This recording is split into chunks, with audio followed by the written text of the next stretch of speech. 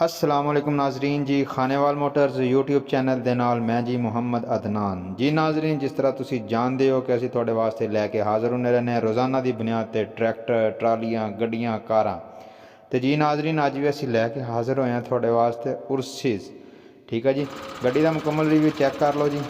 सही है जी, गड्डी की जो भी कंडीशन है थोड़े सामने है। फ्रंट टायर ठीक है, उस तो बाद बॉडी, इंजन, बैक टायर ठीक है।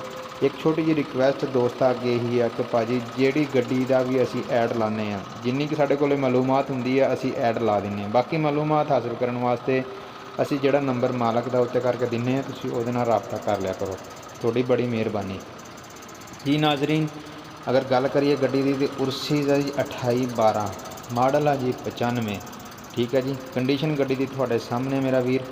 इस तो अलावा मेरा वीर गड्डी की डिमांड की गल की जाए तो गड्डी की डिमांड है जी 7.5 लाख रुपया ठीक है।